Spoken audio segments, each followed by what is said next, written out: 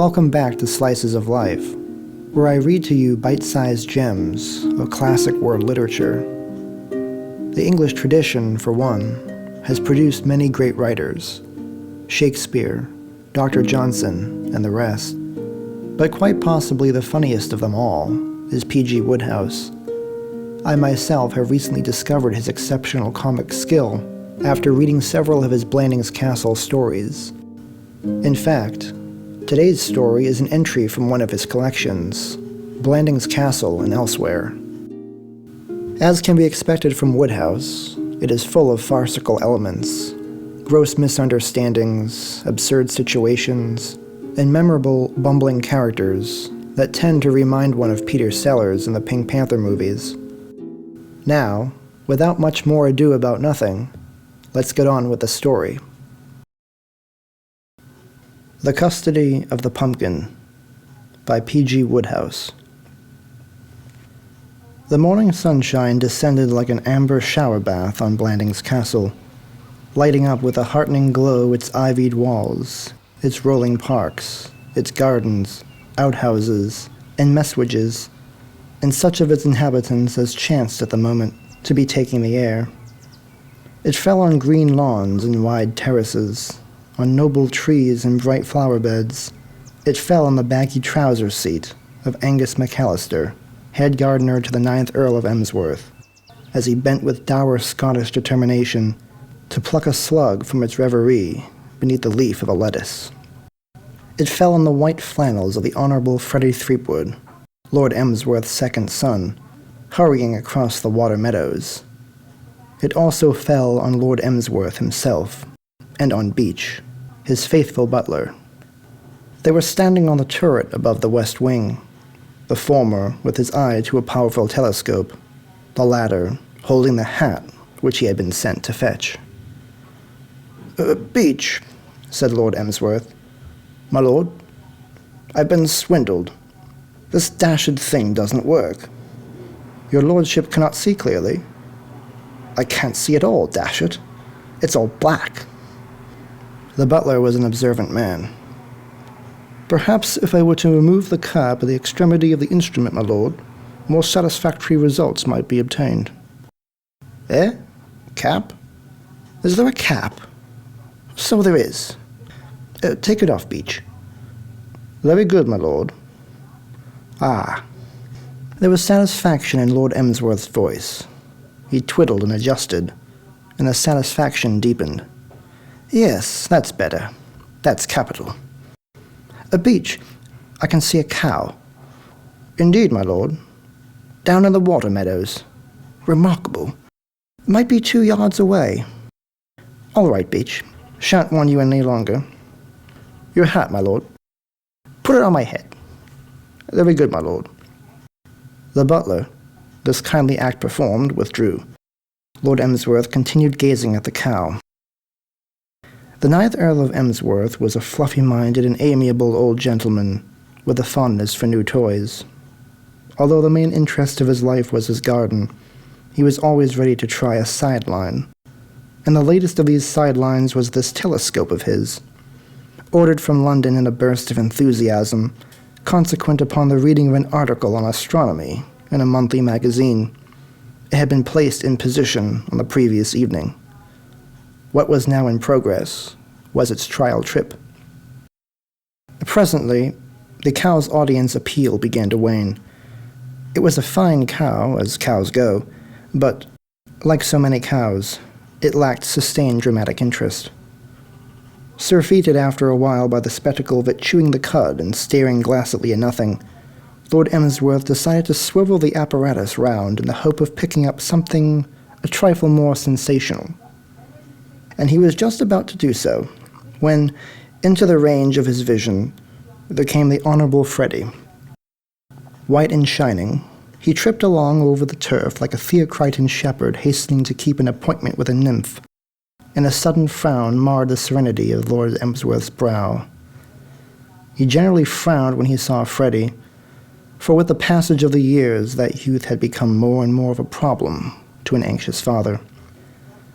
Unlike the male codfish, which, suddenly finding itself the parent of 3,500,000 little codfish, cheerfully resolves to love them all. The British aristocracy is apt to look with a somewhat jaundiced eye on its younger sons. And Freddie Threepwood was one of those younger sons who rather invite the jaundiced eye. It seemed to the head of the family that there was no way of coping with the boy. If he was allowed to live in London, he piled up debts and got into mischief. And when you jerked him back into the purer surroundings of Blanding's castle, he just mooned about the place, moping broodingly.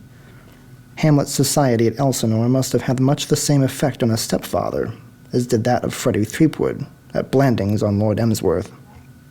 And it is probable that what induced the latter to keep a telescopic eye on him at this moment was the fact that his demeanor was so mysteriously jaunty, his bearing so intriguingly free from its customary crushed misery.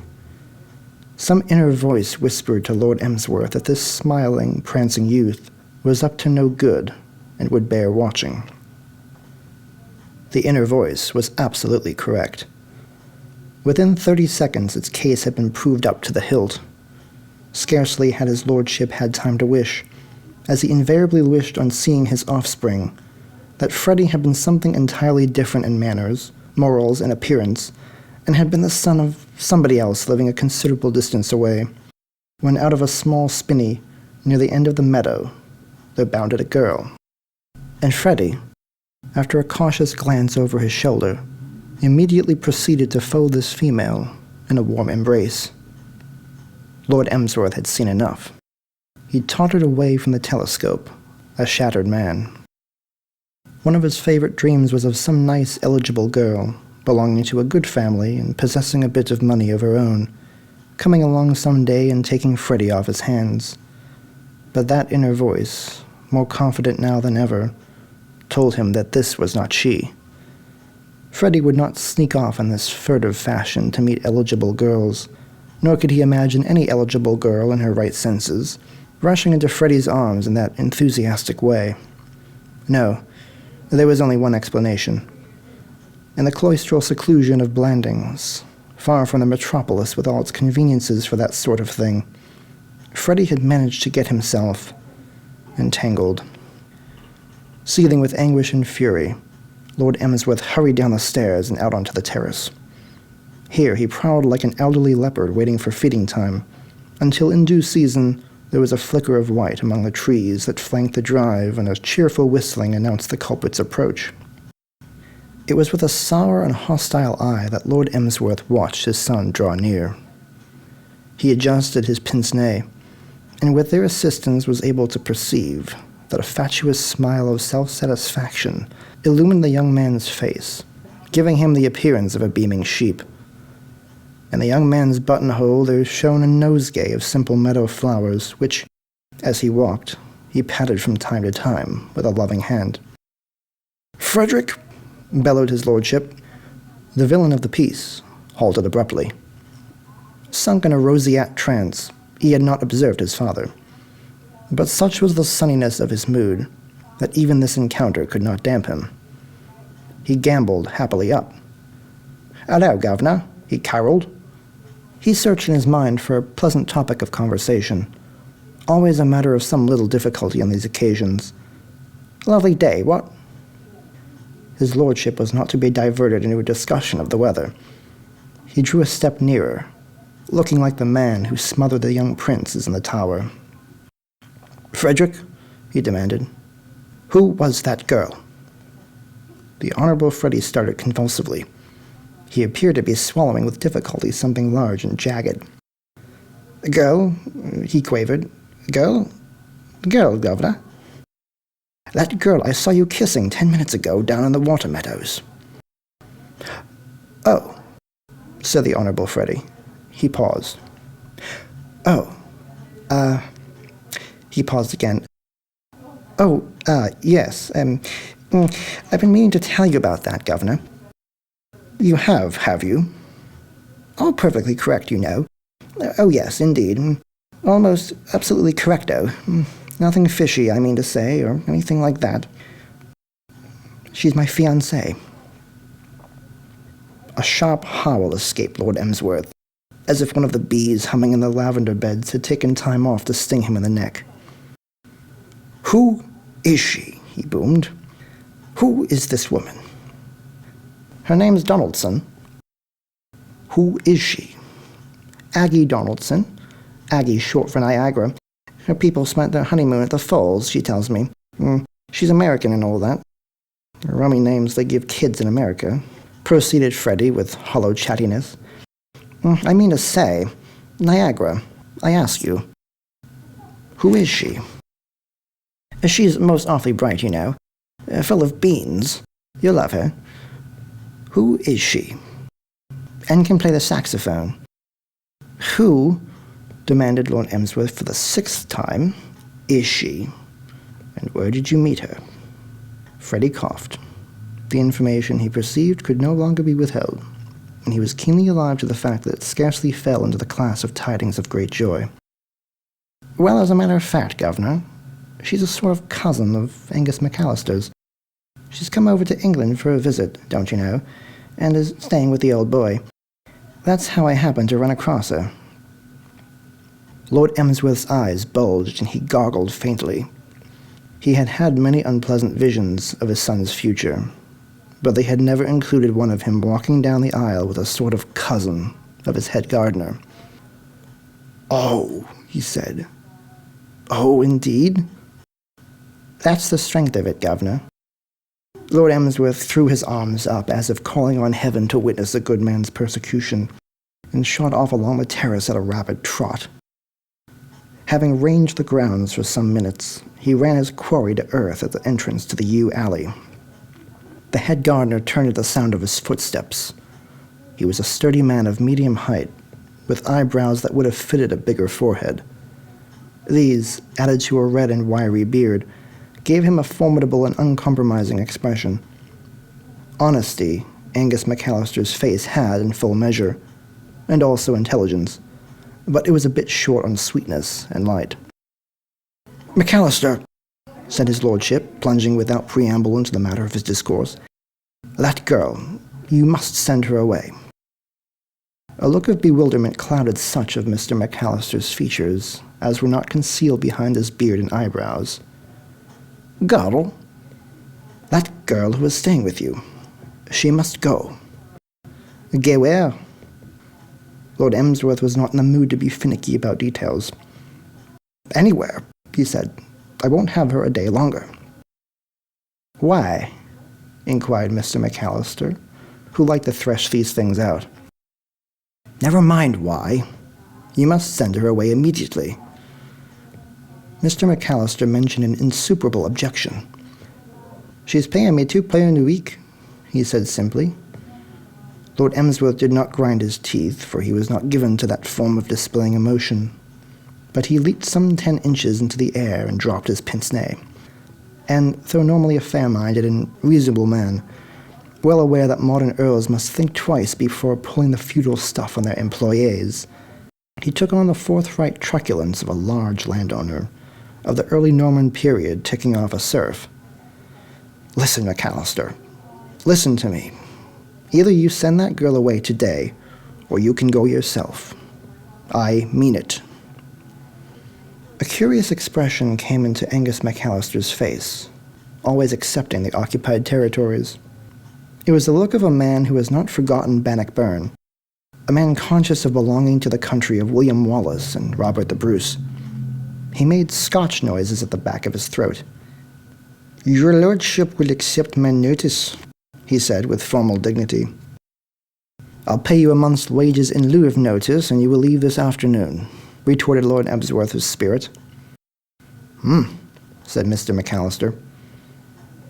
Lord Emsworth left the battlefield with a feeling of pure exhilaration, still in the grip of the animal fury of conflict. No twinge of remorse did he feel at the thought that Angus McCallister had served him faithfully for 10 years, nor did it cross his mind that he might miss McCallister. But that night, as he sat smoking his after-dinner cigarette, reason, so violently expelled, came stealing timidly back to her throne, and a cold hand seemed suddenly placed upon his heart. With Angus McCallister gone, how would the pumpkin fare?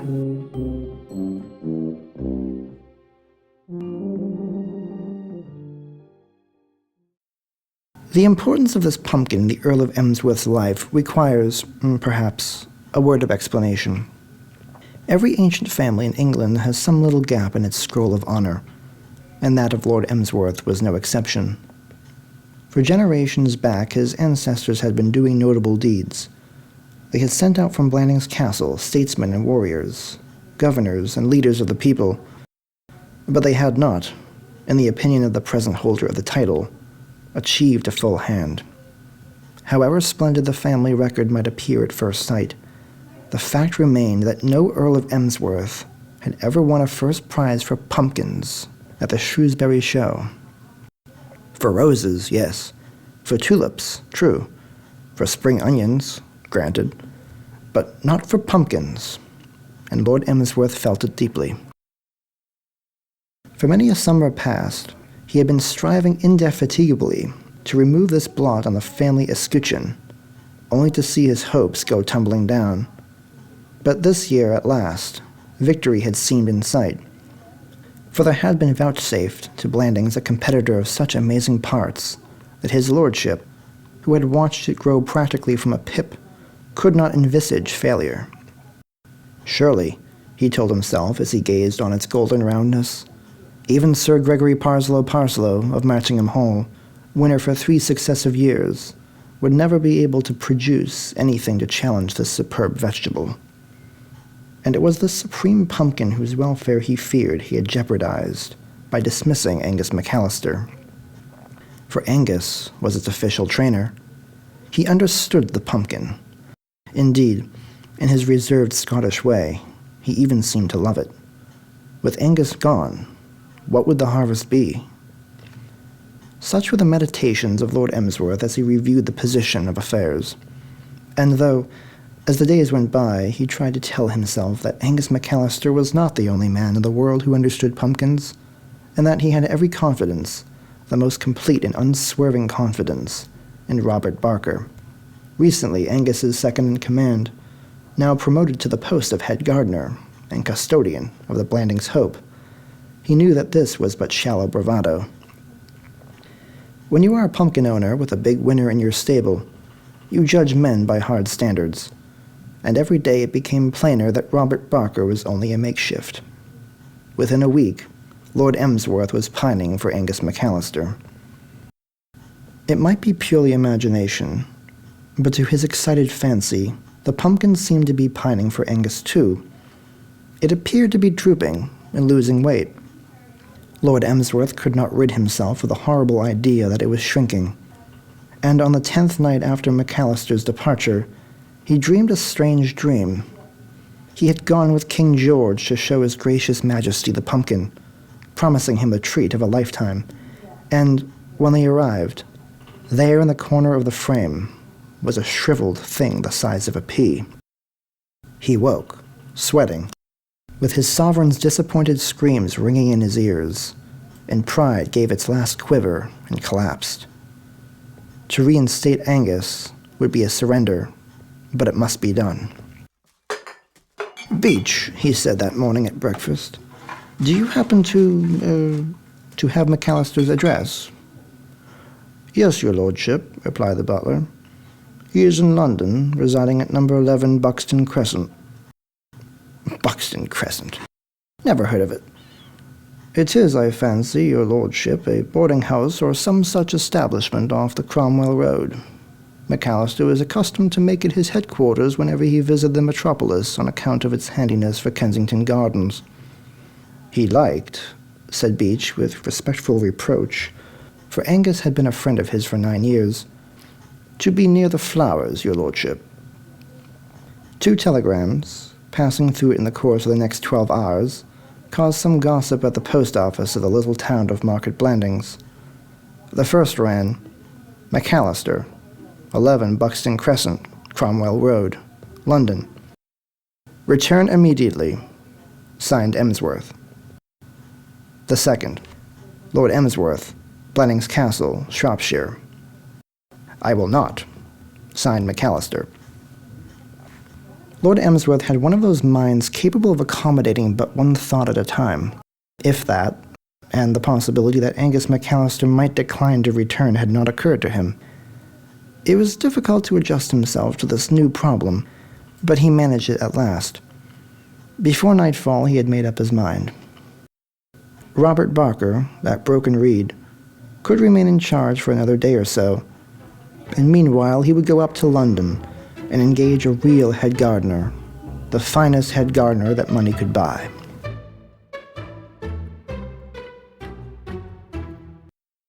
It was the opinion of Dr. Johnson that there is in London all that life can afford. A man, he held, who is tired of London is tired of life itself. Lord Emsworth, had he been aware of this statement, would have contested it warmly. He hated London. He loathed its crowds, its smells, its noises, its omnibuses, its taxis, and its hard pavements. And in addition to all its other defects, the miserable town did not seem able to produce a single decent head gardener. He went from agency to agency, interviewing candidates, and not one of them came within a mile of meeting his requirements. He disliked their faces. He distrusted their references. It was a harsh thing to say of any man, but he was dashed if the best of them was even as good as Robert Barker. It was, therefore, in a black and soured mood that his lordship, having lunched frugally at the Senior Conservative Club on the third day of his visit, stood on the steps in the sunshine, wondering how on earth he was to get through the afternoon.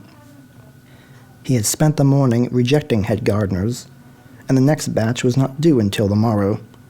And what, besides rejecting head gardeners, was there for a man of reasonable taste to do with his time in this hopeless town?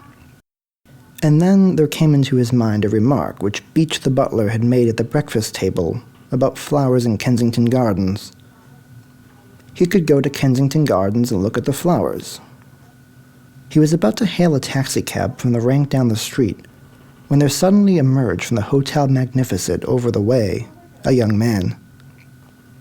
This young man proceeded to cross the road, and, as he drew near, it seemed to Lord Emsworth that there was about his appearance something oddly familiar. He stared for a long instant before he could believe his eyes. Then, with a wordless cry, bounded down the steps just as the others started to mount them. "Oh, hello, Governor," ejaculated the Honorable Freddie, plainly startled. What are you doing here?" demanded Lord Emsworth. He spoke with heat, and justly so. London, as the result of several spirited escapades which still rankled in the mind of a father who had had to foot the bills, was forbidden ground to Freddie. The young man was plainly not at his ease. He had the air of one who is being pushed towards dangerous machinery in which he is loath to become entangled. He shuffled his feet for a moment, then raised his left shoe and rubbed the back of his right calf with it. "The fact is, Governor, you know you are forbidden to come to London." "Absolutely, Governor, but the fact is, and why anybody but an imbecile should want to come to London when he could be at Blandings." "I know, Governor, but the fact is..." Here Freddie, having replaced his wandering foot on the pavement, raised the other, and rubbed the back of his left calf. "I wanted to see you," he said. "Yes, particularly wanted to see you." This was not strictly accurate. The last thing in the world which the Honorable Freddie wanted to see was his parent. He had come to the Senior Conservative Club to leave a carefully written note, having delivered which, it had been his intention to bolt like a rabbit. This unforeseen meeting had upset his plans. "To see me?" said Lord Emsworth. "Why?" "Got, something to tell you. A bit of news.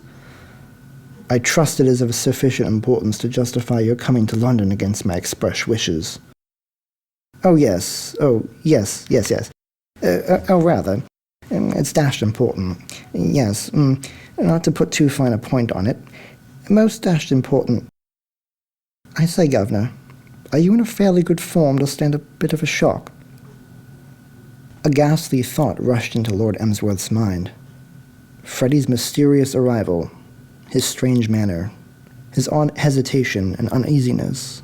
Could it mean... He clutched the young man's arm feverishly. "Frederick, speak, tell me. Have the cats got at it?"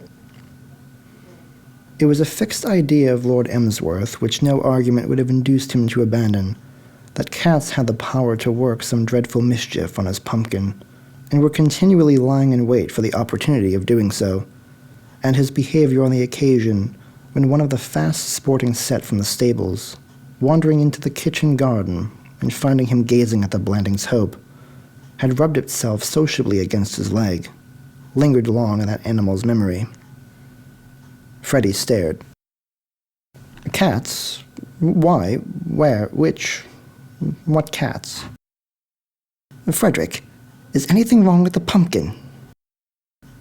In a crass and materialistic world, there must inevitably be a scattered few here and there in whom pumpkins touch no chord. The Honorable Freddie Threepwood was one of these. He was accustomed to speak in mockery of all pumpkins, and had even gone so far as to allude to the Hope of Blandings as Percy. His father's anxiety, therefore, merely caused him to giggle. Not that I know of, he said. Then what do you mean? Thundered Lord Emsworth, stung by the giggle. What do you mean, sir, by coming here and alarming me, scaring me out of my wits, by gad, with your nonsense about giving me shocks? The Honorable Freddie looked carefully at his fermenting parent. His fingers, sliding into his pocket, closed on the note which nestled there. He drew it forth. Look here, Governor, he said nervously. I think the best thing would be for you to read this. Meant to leave it for you with the hall porter. It's, well, you just cast your eye over it. Goodbye, Governor. Got to see you, man. And, thrusting the note into his father's hand, the Honorable Freddie turned and was gone. Lord Emsworth, perplexed and annoyed, watched him skim up the road and leap into a cab. He seethed impotently. Practically any behavior on the part of his son Frederick had the power to irritate him, but it was when he was vague and mysterious and incoherent that the young man irritated him most. He looked at the letter in his hand, turned it over, felt it. Then, for it had suddenly occurred to him that if he wished to ascertain its contents, he had better read it. He tore open the envelope. The note was brief, but full of good reading matter. Dear Governor, awfully sorry and all that, but couldn't hold out any longer. I've popped up to London in a two-seater, and Aggie and I were spliced in this morning. There looked like being a bit of a hitch at one time, but Aggie's governor, who's come over from America, managed to wangle it all right by giving a special license or something of that order. A most capable Johnny. He's coming to see you. He wants to have a good long talk with you about the whole binge. Lush him up hospitably and all that, and would you mind, because he's a really sound egg, and you'll like him. Well, cheerio. Your affectionate son, Freddie. P.S.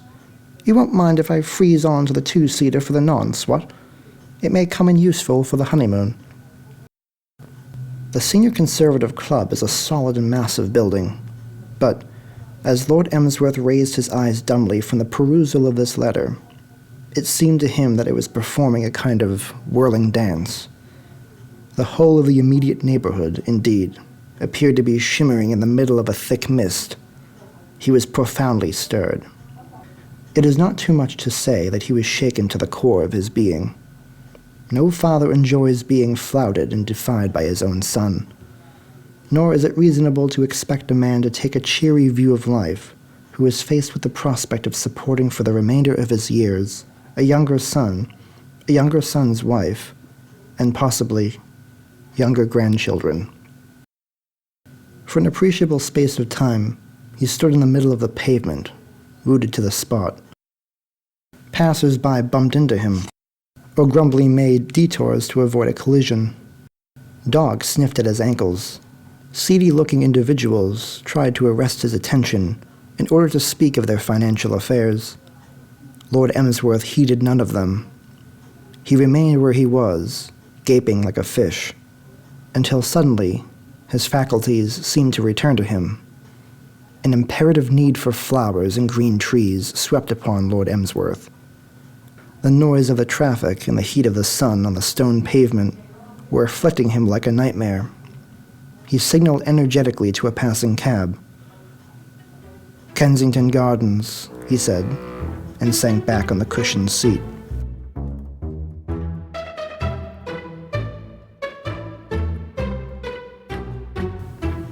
Something dimly resembling peace crept into his lordship's soul as he paid off his cab and entered the cool shade of the gardens. Even from the road he had caught a glimpse of stimulating reds and yellows, and as he ambled up the asphalt path and plunged round the corner, the flower beds burst upon his sight in all their consoling glory. "Ah!" breathed Lord Emsworth rapturously, and came to a halt before a glowing carpet of tulips. A man of official aspect, wearing a peaked cap and a uniform, stopped as he heard the exclamation and looked at him with approval and even affection. "Nice weather we're having," he observed. Lord Emsworth did not reply. He had not heard. There is that about a well-set-out bed of flowers which acts on men who love their gardens like a drug, and he was in a sort of trance. Already he had completely forgotten where he was, and seemed to himself to be back in his paradise of Blandings. He drew a step nearer to the flower bed, pointing like a setter. The official-looking man's approval deepened. This man with the peaked cap was the park keeper, who held the rights of the high, the low, and the middle justice over that section of the gardens. He too loved these flower beds, and he seemed to see in Lord Emsworth a kindred soul. The general public was too apt to pass by, engrossed in its own affairs, and this often wounded the park keeper. In Lord Emsworth he thought that he recognized one of the right sort. "Nice," he began. He broke off with a sharp cry. If he had not seen it with his own eyes, he would not have believed it. But alas, there was no possibility of a mistake. With a ghastly shock, he realized that he had been deceived in this attractive stranger. Decently, if untidily dressed, clean, respectable to the outward eye, the stranger was in reality a dangerous criminal, the blackest type of evildoer on the park keeper's index. He was a Kensington Gardens flower picker. For, even as he uttered the word "nice," the man had stepped lightly over the low railing, had shambled across the strip of turf, and before you could say "weather," was busy on his dark work. In the brief instant in which the park keeper's vocal cords refused to obey him, he was 2 tulips ahead of the game, and reaching out to scoop in a third. "Hi!" roared the park keeper, suddenly finding speech. "Aye there!" Lord Emsworth turned with a start. "Bless my soul," he murmured reproachfully. He was in full possession of his senses now, such as they were, and understood the enormity of his conduct. He shuffled back onto the asphalt, contrite. "My dear fellow," he began remorsefully. The park keeper began to speak rapidly and at length. From time to time, Lord Emsworth moved his lips and made deprecating gestures, but he could not stem the flood. Louder and more rhetorical grew the park keeper, and denser and more interested the rapidly assembling crowd of spectators. And then, through the stream of words, another voice spoke. "What's all this?" The force had materialized in the shape of a large, solid constable. The park keeper seemed to understand that he had been superseded. He still spoke, but no longer like a father rebuking an erring son. His attitude now was more that of an elder brother appealing for justice against a delinquent junior. In a moving passage, he stated his case. "He says," observed the constable judiciously, speaking slowly and in capitals, as if addressing an untutored foreigner, "he says you was picking the flowers. I saw him. I was standing as close as I am to you." "He saw you," interpreted the constable. "He was standing at your side." Lord Emsworth was feeling weak and bewildered. Without a thought of annoying or doing harm to anybody, he seemed to have unchained the fearful passions of a French Revolution, and there came over him a sense of how unjust it was that this sort of thing should be happening to him, of all people, a man already staggering beneath the troubles of a Job. "I'll have to ask you for your name and address," said the constable more briskly.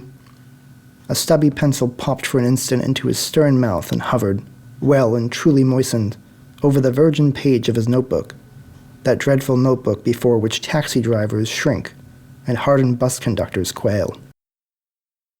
Why, my dear fellow, officer, I'm the Earl of Emsworth."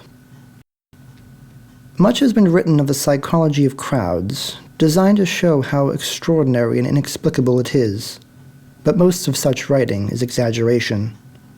A crowd generally behaves in a perfectly natural and intelligible fashion, when, for instance, it sees a man in a badly fitting tweed suit and a hat that he ought to be ashamed of, getting put through it for picking flowers in the park, and the man says he is an earl. It laughs. This crowd laughed. "Ho!" The constable did not stoop to join in the merriment of the rabble, but his lip twitched sardonically. "Have you a card, your lordship?" Nobody intimate with Lord Emsworth would have asked such a foolish question. His card case was the thing he always lost second when visiting London, immediately after losing his umbrella. I'm afraid,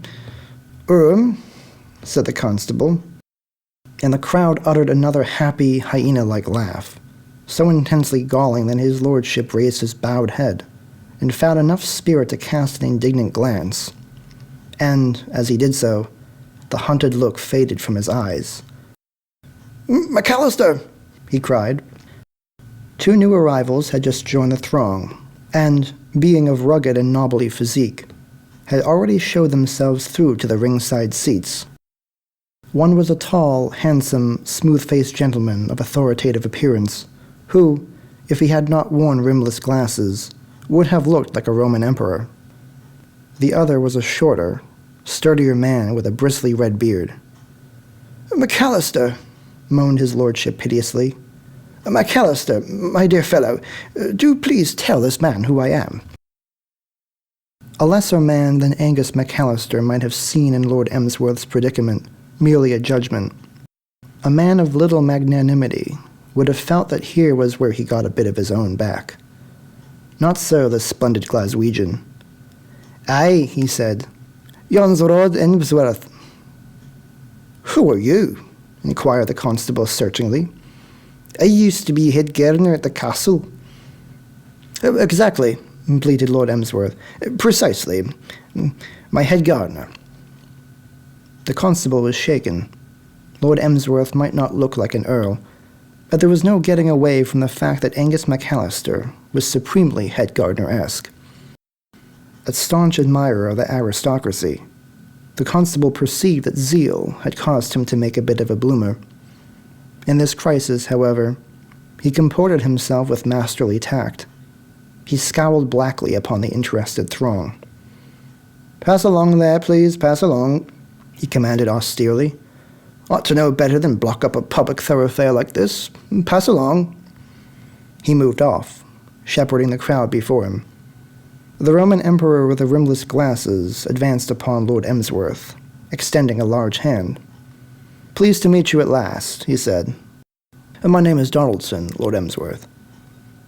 For a moment the name conveyed nothing to his lordship. Then its significance hit him, and he drew himself up with hauteur. "You'll excuse us, Angus," said Mr. Donaldson. "High time you and I had a little chat, Lord Emsworth." Lord Emsworth was about to speak when he caught the other's eye. It was a strong, keen, level gray eye, with a curious forcefulness about it that made him feel strangely inferior. But there was every reason to suppose that Mr. Donaldson had subscribed for years to those personality courses advertised in the magazines, which guaranteed to impart to the pupil who takes 10 correspondence lessons the ability to look the boss in the eye and make him wilt. Mr. Donaldson looked Lord Emsworth in the eye, and Lord Emsworth wilted. "How do you do?" he said weakly. "Now listen, Lord Emsworth," proceeded Mr. Donaldson. "No sense in having hard feelings between members of a family. I take it you've heard by this that your boy and my girl have gone ahead and fixed it up. Personally, I'm delighted. That boy is a fine young fellow." Lord Emsworth blinked. "You were speaking of my son Frederick," he said incredulously. "Of your son Frederick. Now, at the moment, no doubt, you are feeling a trifle sore. I don't blame you. You have every right to be sorer than a gumboil. But you must remember, young blood, eh? It will, I am convinced, be a lasting grief to that splendid young man." "You are still speaking of my son Frederick." "Of Frederick, yes. It will, I say, be a lasting grief to him if he feels he has incurred your resentment. You must forgive him, Lord Emsworth. He must have your support." "I suppose he'll have to have it, dash it," said his lordship unhappily. "Can't let the boy starve." Mr. Donaldson's hand swept round in a wide, grand gesture. "Don't worry about that. I'll look after that end of it. I'm not a rich man." Said Lord Emsworth rather bleakly. There had been something about the largeness of the other's manner which had led him to entertain hopes. "I doubt," continued Mr. Donaldson frankly, for he was a man who believed in frankness in these matters, "if, all told, I have as much as $10 million in the world." Lord Emsworth swayed like a sapling in the breeze. $10 million? $10 million? Did you say you had $10 million? Between 9 and 10, I suppose. Not more. You must remember, said Mr. Donaldson with a touch of apology, that conditions have changed very much in America of late. We have been through a tough time, a mighty tough time. Many of my friends have been harder hit than I have. But things are coming back. Yes, sir, they're coming right back. I'm a firm believer in President Roosevelt and the New Deal. Under the New Deal, the American dog is beginning to eat more biscuits. That, I should have mentioned, is my line. I am Donaldson's Dog Biscuits. Donaldson's Dog Biscuits? Indeed. Really? Fancy that. You've heard of Donaldson's Dog Biscuits? Asked their proprietor eagerly. Never, said Lord Emsworth cordially. Oh, well, that's who I am. And, as I say, the business is beginning to pick up nicely after the slump. All over the country, our salesmen are reporting that the American dog is once more becoming biscuit-conscious. And so, I am in a position, with your approval, to offer Frederick a steady and possibly lucrative job. I propose, always with your consent, of course, to send him over to Long Island City to start learning the business. I have no doubt that he will in time prove a most valuable asset to the firm.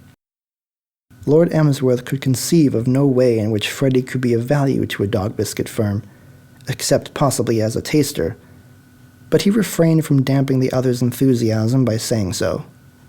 In any case, the thought of the young man actually earning his living, and doing so 3,000 miles from Blanding's castle, would probably have held him dumb. He seems full of keenness, but, in my opinion, to be able to give of his best and push that Donaldson biscuit as it should be pushed, he must feel that he has your moral support, Lord Emsworth. His father's moral support. Oh, yes, said Lord Emsworth heartily. A feeling of positive adoration for Mr. Donaldson was thrilling him. The getting rid of Freddie, which he himself had been unable to achieve in 26 years, this godlike dog biscuit manufacturer had accomplished in less than a week. What a man, felt Lord Emsworth. Oh, yes, he said. Yes, indeed, most decidedly. They sail on Wednesday. Capital. Early in the morning. Splendid. I may give them a friendly message from you. A forgiving, fatherly message? Certainly. Inform Frederick that he has my best wishes. I will. Mention that I shall watch his future progress with considerable interest. Exactly. Say that I hope he will work hard and make a name for himself. Just so. And, concluded Lord Emsworth, speaking with a paternal earnestness well in keeping with this solemn moment, tell him, not to hurry home. He pressed Mr. Donaldson's hand with feelings too deep for further speech. Then he galloped swiftly to where Angus McCallister stood brooding over the tulip bed. McCallister?"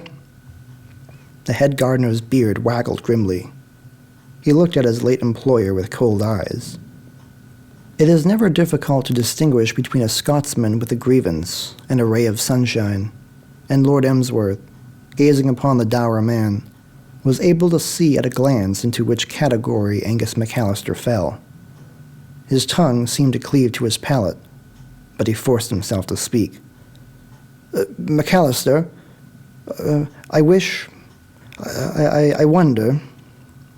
Well? I wonder... I wish... What I want to say," faltered Lord Emsworth humbly, "is... Have you accepted another situation yet?"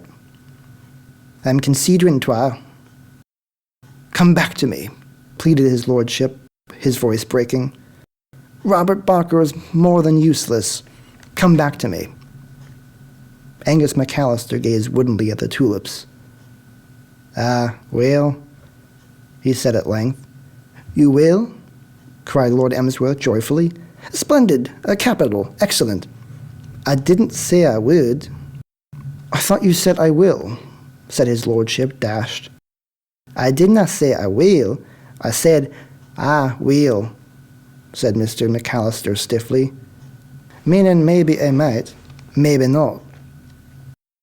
Lord Emsworth laid a trembling hand upon his shoulder.